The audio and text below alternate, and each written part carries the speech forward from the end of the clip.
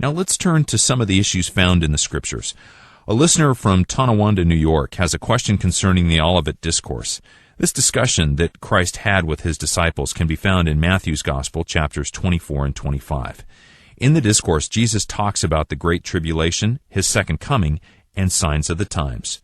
So her question is, does not the Olivet Discourse indicate that Christ's return would be during or after the tribulation as it relates to the church and the rapture?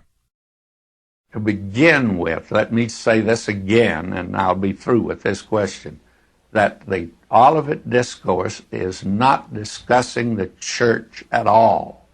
If you read it very carefully, you will notice that the disciples came to the Lord Jesus with three questions.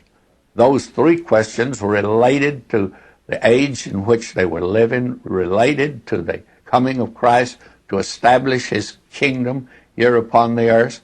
By this time they discovered he was not going to establish it at that time, and later on, even after his resurrection, they asked the question, will you establish the kingdom at this time? And he says, it's not for you to know times and seasons. I got something else I'm going to do now. Call a people out of the world into the church.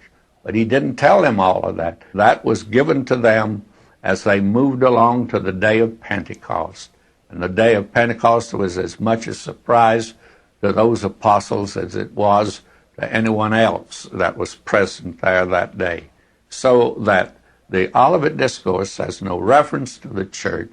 You can't use the things that are said there and say they're signs that he's coming for the church, because it has no reference to that at all.